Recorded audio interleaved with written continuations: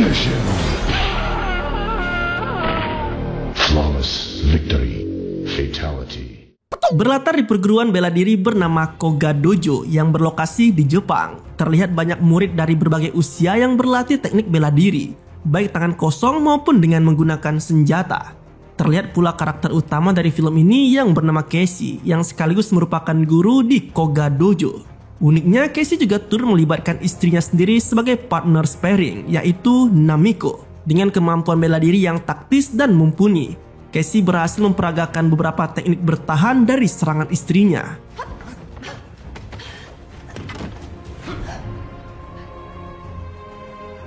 Setelah melakukan praktek di depan para muridnya, Casey lalu memberikan beberapa wejangan mengenai apa yang harus dilakukan saat berada di tengah pertarungan. Usai mengajar, Casey lalu pergi ke kota untuk menuju ke sebuah toko perhiasan. Rupanya ia berencana memberikan kejutan pada sang istri dengan sebuah perhiasan. Namun tanpa sepengetahuannya, Casey yang saat itu tengah melihat-lihat perhiasan rupanya juga sedang diintai oleh dua orang begundal. Setelah membeli kalung seharga 30.000 yen, Casey lalu diikuti oleh kedua orang tersebut. Merasa ada yang janggal, ia lalu berjalan lebih cepat dan bersembunyi dari kedua orang yang membuntutinya. Namun saat meloncat dari atap, seseorang malah mempergoki Casey yang membuat kedua orang tadi kembali menemukannya. Kedua orang itu lalu melanjutkan rencana mereka untuk merampok Casey. Awalnya Casey berusaha untuk tidak melawan dan memberikan dompetnya dengan sukarela. Namun kedua begundal itu rupanya belum puas dan ingin merampok kalung yang akan dihadiahkan Casey pada Namiko. Hingga kemudian aksi pertarungan 2 lawan 1 pun terjadi. Meski kalah jumlah, Casey dengan kemampuan bela dirinya berhasil memenangkan pertarungan tersebut. Namun yang menarik perhatian, Casey justru melihat sebuah lambang mencurigakan pada pisau yang ia rebut dari kedua begundal tadi. Seolah tak ingin lama-lama berurusan dengan begundal tersebut, ia lalu membuang pisau itu dan meninggalkan mereka. Sesampainya di rumah, Casey memberikan hadiah kalung yang baru ia beli kepada Namiko. Seperti lazimnya seorang istri, Namiko pun merasa sangat bahagia, bahkan sampai meminta Casey untuk memakaikan kalung tersebut di lehernya. Keduanya lalu saling berciuman dan melanjutkan aksi yang begitu enak di tempat tidur. Tepat tengah malam, Namiko tiba-tiba terbangun cuy. Ia yang tengah hamil lalu mengutarakan keinginannya yang sedang mengidam coklat Black Thunder dan rumput laut. Casey yang sangat sayang pada sang istri pun jelas berusaha menurutinya. Ia lalu bangun dan segera pergi ke minimarket untuk membeli keinginan istrinya. Namun siapa sangka keputusan Casey untuk pergi ke minimarket malam itu adalah keputusan yang akan ia sesali seumur hidup.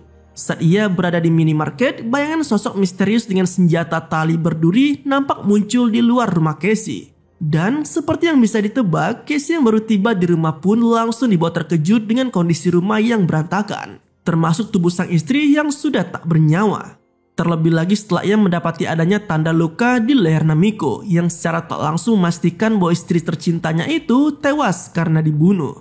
Dengan perasaan sedih bercampur syok, tangisan Casey pun pecah sembari memeluk tubuh sang istri dan menggenggam kalung pemberiannya. Tak lama kemudian polisi tiba di rumah Casey untuk melakukan penyelidikan.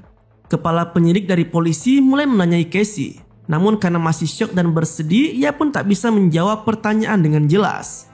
Saat upacara pemakaman, para murid dari Koga Dojo turut berdatangan. Tak terkecuali dengan seorang pelayat yang tak lain adalah teman lama Casey, yaitu Nakabara.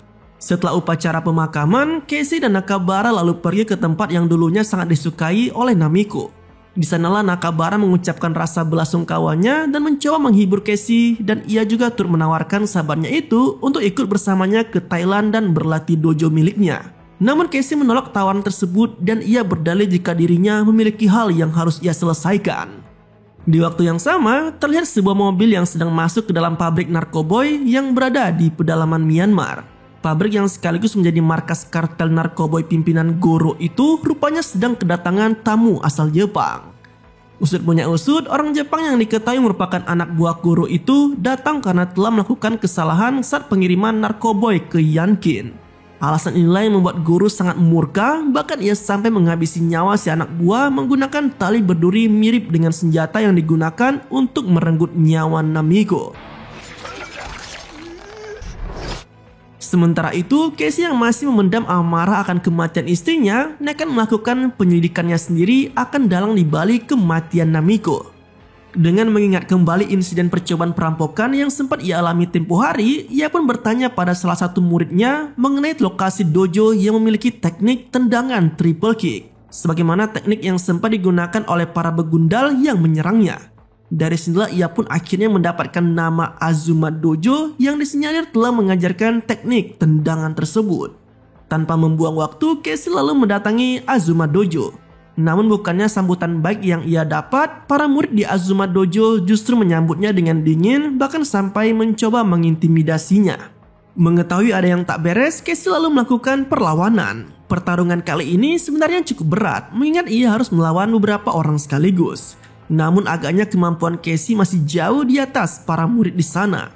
Alhasil ia pun bisa dengan mudah menumbangkan semua lawannya sendirian. Usai menghabisi semua lawannya, Casey berhasil mengantongi informasi tentang para begundal yang sempat menyerangnya tempo hari. Berbekal informasi itulah, Casey akhirnya bisa bertemu dengan dua begundal yang ia cari. Aksi baku hantam pun tak terelakkan. Casey dengan sadis memotong salah satu tangan begundal. Bahkan ia juga turut menghajar begundal lainnya habis-habisan hingga meninggoy. Melihat temannya terkapar tak bernyawa, salah satu begundal yang sudah kehilangan tangan berusaha melarikan diri. Namun Casey menghabisinya dengan satu tebasan di leher. Setelah menghabisi keduanya, ia lalu mengambil kalung milik Namiko dan berlalu pergi meninggalkan mayat kedua begundal tersebut. Beberapa hari kemudian, Casey terlihat sudah berada di Thailand untuk menemui Nakabara. Di dojo milik sahabatnya itu, ia disambut dengan sangat ramah, bahkan Nakabara turut memperkenalkan dua murid terbaiknya yaitu Hiroshi dan Lucas. Casey dan Lucas sempat berbincang sebentar. Terlebih Lucas juga ternyata sudah mengetahui lebih dulu mengenai sepak terjang Casey sebelum memilih pensiun. Setelah berganti pakaian, Casey lalu berbincang bersama Nakabara. Dari sinilah terungkap alasan Nakabara mendirikan dojo di Thailand dan bukannya di tempat lain. Ia mengaku jika mendiang ayahnya dulu adalah pasukan elit ninja bernama Puji Daseko yang diterjunkan untuk misi khusus di Burma. Menariknya, dari 250 pasukan ninja elit itu tersisa hanya 14 orang saja yang berhasil selamat termasuk mendiang ayah Nakabara. Karena hal itulah, ayah Nakabara kemudian memutuskan untuk menetap tinggal di Thailand, membangun dojo miliknya, dan mengumpulkan artefak kuno sebagai hobinya. Sedangkan Nakabara sendiri memutuskan untuk mengikuti jejak sang ayah dan melanjutkan apa yang telah ayahnya bangun di Thailand. Di tengah diskusi mereka, tiba-tiba muncul seorang kurir yang mengirimkan paket. Setelah selesai mengobrol, Nakabara kemudian mengajar di dojo miliknya. Di sanalah Casey turun berlatih bersama murid-murid lainnya, termasuk menjalani sparring dengan Lucas. Dalam sesi sparring, Lucas nampak sangat bersemangat dan bertarung dengan agresif. Namun hal itu bisa cukup mudah diimbangi oleh Casey. Sialnya, saat Casey berhenti, Lucas malah menyerang balik dan berhasil memukul wajah Casey. Hal ini jelas membuat Casey kehilangan kendali dan menghajar Lucas habis-habisan. Beruntung, Nakabara menghentikan sahabatnya tersebut sebelum ia benar-benar membuat Lucas babak belur. Masih dengan emosi yang tak terkendali, Casey meninggalkan tempat sparring alih-alih demi menenangkan dirinya.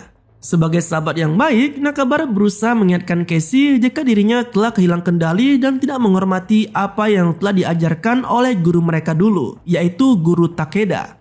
Ia lalu meminta Casey untuk melakukan Hiwatari Keigo, ritual berjalan di atas bara api untuk mengendalikan emosi sebagaimana yang diajarkan oleh guru mereka dulu. Sayangnya, saat tengah berjalan di atas bara api, Casey malah teringat akan kenangan bersama mendiang Namiko. Karena kondisi inilah, Casey yang notabene masih belum bisa berdamai dengan kenangan tersebut, akhirnya gagal menuntaskan ritual Hiwatari Keigo. Alih-alih mencoba cara lain untuk menenangkan diri, Casey kemudian pergi untuk minum-minum di sebuah bar. Namun seperti yang bisa ditebak, masalah justru kembali menghampiri dirinya. Casey harus terlibat pertikaian dengan pengunjung lainnya yang tengah mabuk hingga berujung pertarungan. Meski harus menghadapi beberapa lawannya sekaligus, namun Casey tetap berhasil mengalahkan mereka satu persatu dan membuat semuanya babak belur. Di hari berikutnya, Casey mulai membiasakan diri dengan rutinitas di dojo Nakabara. Salah satunya yaitu memetik buah-buahan. Namun karena masih kelelahan akibat mabuk dan pertarungan semalam, Casey sempat bertekuk lutut. Melihat kondisi tersebut, Lucas yang kebetulan berada di sana pun memutuskan untuk membantunya. Ia bahkan sampai meminta Casey untuk beristirahat di kamar dan menggantikannya untuk memetik buah. Awalnya Casey sempat menolak, namun Lucas bersikeras untuk tetap membantunya.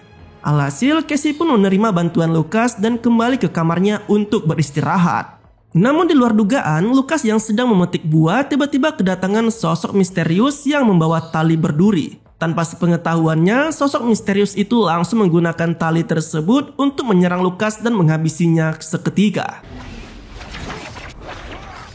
Di waktu yang sama, Casey yang sempat terlelap akhirnya terbangun setelah mendengar keributan di dojo tersebut. Rupanya para murid menemukan tubuh Lucas yang sudah tak bernyawa. Melihat tubuh Lucas dan luka yang diterimanya, Casey seketika teringat akan kematian sang istri yang juga memiliki luka sama di sekitar lehernya. Ia kemudian berdiskusi dengan Nakabara mengenai kematian Lucas, termasuk memberitahunya soal bekas luka di leher Lucas yang sama seperti dialami oleh Namiko. Namun dari sini juga Casey langsung tersadar bahwa selama ini yang diincar oleh si pembunuh misterius adalah dirinya. Dengan kata lain, si pembunuh membunuh Lucas yang dikiranya sebagai Casey. Semata hal itu terjadi lantaran tugas memetik buah yang seharusnya dijalankan Casey malah digantikan oleh Lucas. Mendengar hal itu, Nakabara lalu teringat akan cerita mendiang sang ayah dan guru mereka, yaitu Takeda. Ia pun bercerita pada Casey mengenai sejarah sang guru yang kebetulan juga mertua Casey, di mana Takeda dulunya memiliki dua teman dekat saat masih menjadi murid di Koga Dojo. Kedua teman Takeda adalah ayah Nakabara dan Isamu. Sayangnya persahabatan mereka harus ternodai saat guru besar di Koga Dojo meninggal. Isamu yang haus kekuasaan ingin menguasai dojo dan menantang Takeda untuk merebut kekuasaan. Pertarungan kala itu dimenangkan oleh Takeda. Namun sayangnya Takeda tak tahu jika sebenarnya adik laki-laki Isamu yaitu Goro rupanya masih menyimpan dendam pada Takeda karena telah membunuh kakaknya. Nakabara lalu melanjutkan ceritanya dan memberitahu Casey jika saat ini Goro disinyalir telah menjadi kriminal kelas kakap, bahkan menjadi bos kartel narkoboy di segitiga emas Burma. Casey lalu bertanya alasan Nakabara menceritakan semua ini padanya. Sahabatnya itu pun memberitahu jika Goro mengajari anak buahnya cara membunuh menggunakan tali berduri yang merupakan senjata khusus miliknya. Secara tak langsung, informasi tersebut telah menyimpulkan jika kematian Namiko dan Lucas telah didalangi oleh Goro. Khawatir akan keselamatan sahabatnya, Nakabara lalu meminta Casey untuk kembali ke Amerika guna bersembunyi. Karena menurutnya, Casey yang notabene merupakan menantu Takeda pasti akan menjadi target balas dendam oleh si Goro. Setelah bermeditasi, Casey bukannya menuruti saran Nakabara, ia justru memutuskan untuk mencari Goro seorang diri. Awalnya, Nakabara menentang keputusan Casey. Namun karena tetap bersikeras, maka ia pun akhirnya membantu dengan memberinya sebuah peta peninggalan ayahnya yang memperlihatkan lokasi-lokasi penting di hutan Burma.